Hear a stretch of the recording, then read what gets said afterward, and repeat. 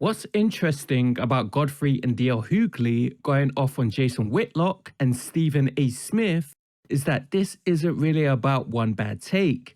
It's about a type of black media figure that more and more people are getting tired of. Because if you listen to both podcasts, the anger is not just about, I disagree with this guy. It's deeper than that. Both Godfrey and DL are talking like men who believe they are watching the same ugly pattern repeat itself over and over again. A black film does well.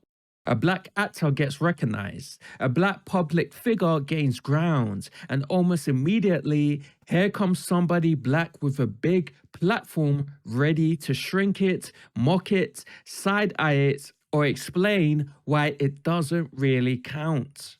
A shout out to Sinners, the movie Sinners. Oh yeah, and Michael B. Jordan. Shout out to him. I love them. I love Sinners because it challenged convention. I've seen vampire movies, but I've never seen vampires that was eating black people. And they were eating black people that was eating soul food in Mississippi. So by now, every one of them vampires is on dialysis. Then vampires like, next time we're gonna eat white people come out of Whole Foods. Does anybody know what Trader Joe's is?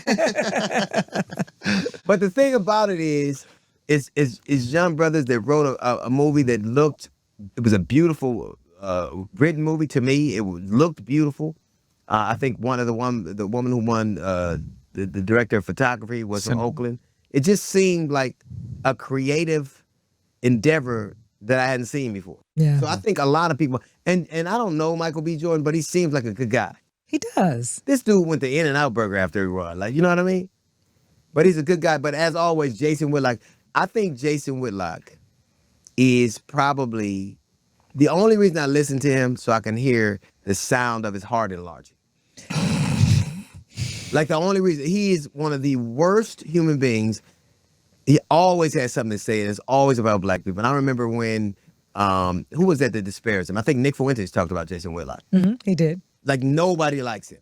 But he said that Sinners was, like Michael B. Jordan's performance was mid at best, and the only mid he should be worried about is his section. Like he didn't like Sinners because he thought it was about gluttony.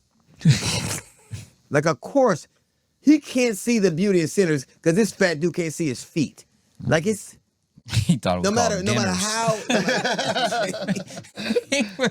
If he's selling out, I hope it's by the pound.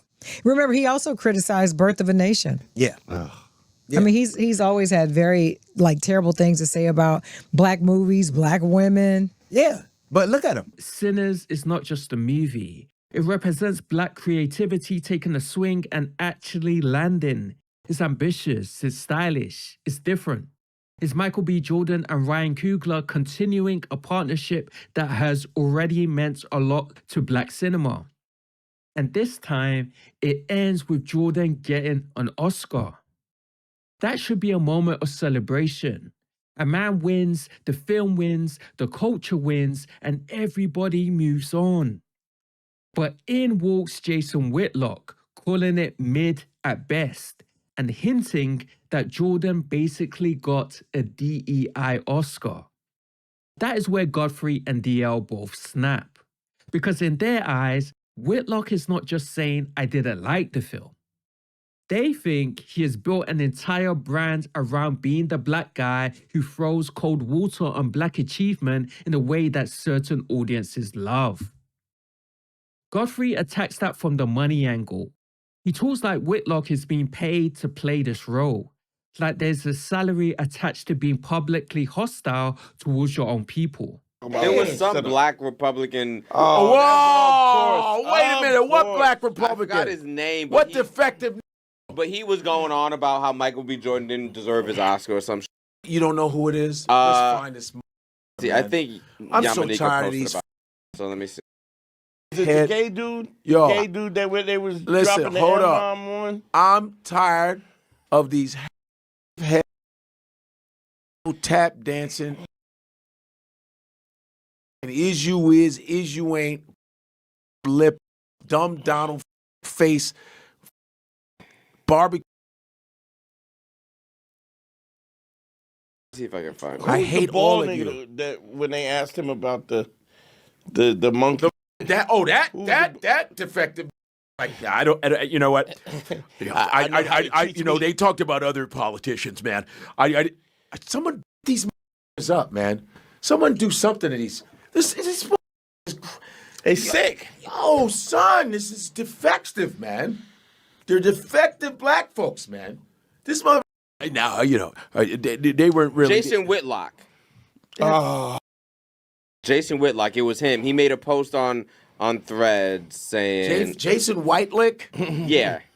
Is that how you pronounce his name? I thought it was No, that's not how you. I just It'd be good if you knew. It's a joke, man. Damn. This is what he said. He said, black men who earn their Oscars. And then he put Sidney Poitier, Denzel Washington, Jamie Foxx, Forrest Whitaker, Will Smith. And then he said black, he typed this incorrectly, but he said black who won DEI Oscars. And then he put Michael B. Jordan. And then he put Sinners was hot garbage and Jordan's acting was mid at best. Somebody's paying him. Yeah, of course. Yeah, of course they're paying. He has a salary. Of course he has a salary. What's a salary? 100,000 a year? 200,000? No, probably Tax-free? more than that. There's More salary. than that. Like Shank says, fantastic. Yeah. These are man. It's almost like someone's paying you. DL comes at it from a more moral angle. His basic point is that if you can't see the beauty in a creative black project like Sinners, that says something is wrong with you, not the film. No, Yeah. it's Uncle Ruckus with two good eyes. This dude said D.O. mean down low. I'm like, hey, look, I'll worry about where I put. You should worry about where I put my dick when we can see yours. That'll be. Let's God. worry about me. I'm good. I can't stand him. I can't. Yeah.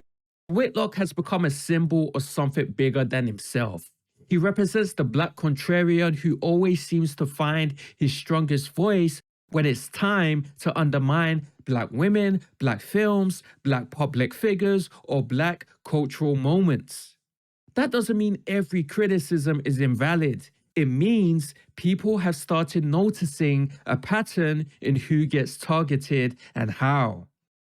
And then you get to Stephen A. Smith, which is where this becomes more complicated.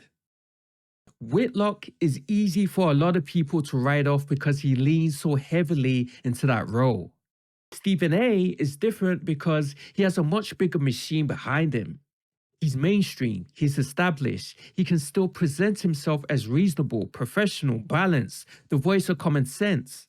So when Godfrey and DL go after him, it hits differently. They're basically saying that Stephen A. has drifted into the same territory just with a better suit on. D.L. Hughley's criticism of Stephen A. is probably the sharpest because he focuses on the hypocrisy. What is with all these sports people with all these stupid ass takes? And of course, I'm the last one to tell somebody to stick to whatever endeavor that they have. But what is with these black dudes? And it's in the world of sports. If it ain't him, it's Stephen A. Smith, and it's in the world of sports. What is with these dudes who make these takes? And if they're serious, it's even worse. If they're trying to be contrary, I guess it's a gimmick and you can understand it. But Stephen A. Smith says this. But the Kamala Harris thing, I'm on the verge one of these days real soon of blowing a gasket. If I see that lady in our face one more time talking about she told us so, it's pissing me off. Why are you sitting at a memorial service in a church with nothing but black people around you talking to us about you told us so, like we didn't support you? Now, the fact that she was right obviously lets you know he's not married to a black woman, because when you're wrong, you're going to hear about it all the goddamn time. But the fact is, everything she said has come to pass. Everything she said has come to pass. And I don't recall her, speaking about this to any great length. I mean, whenever she's on anything, she's kind of coy, because she doesn't need to say what we obviously know. We don't need her to say it. We watch the news every time there's a press conference. But one of the things I found interesting about that scenario was the repetitive nature of her conversation that he was opposed to. Like, he thought that she repeated it all the time. Donald Trump, how many times have you heard Donald Trump talk about how the election was stolen? In his eyes, there's something twisted about a black man with a massive platform choosing to direct so much visible frustration towards black women like Kamala Harris, Joy Reid, and Jasmine Crockett, while powerful white men get treated with more patience, more curiosity, or more grace. He's not just calling Stephen A. loud or wrong. He's suggesting there's a psychology there. A comfort level with punching at certain people and a discomfort when it comes to going equally hard at others. Godfrey's angle is nastier and maybe a little more cynical. He doesn't seem to believe Stephen A's issue with Whitlock is about principle at all. He treats it more like a turf war, a battle for status. Two black men with major platforms fighting over who gets to be the chosen voice in white media. What you call it even shitted on him? Who? Fucking Stephen A. Whoa, of Jason Whitlock? Yeah. Not the coons out cooning each Coon, they other. was out cooning. The coon is out cooning. The battle of the coons. The coon battle. Shit.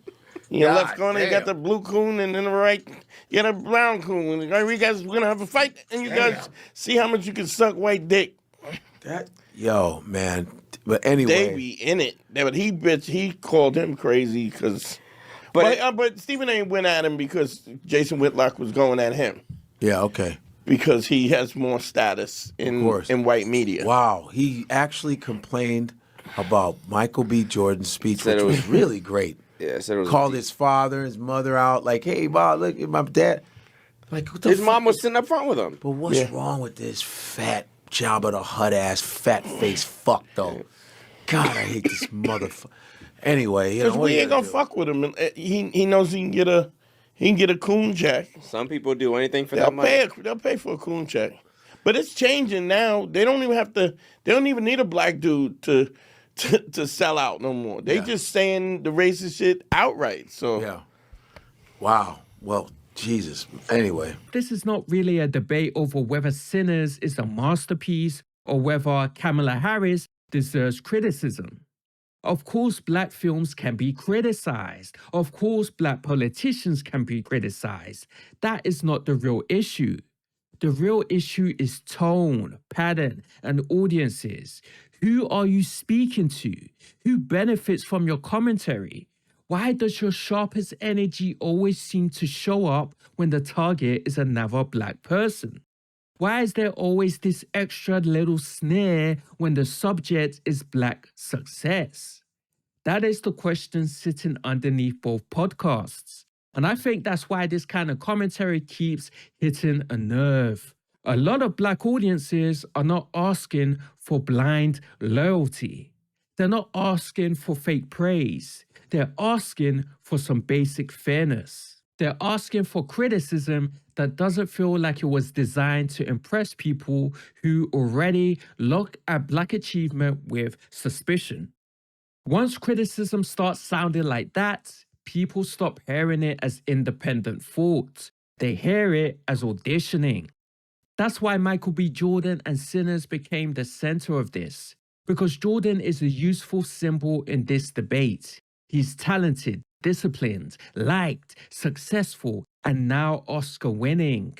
He's the kind of figure who, in theory, should be easy to just acknowledge.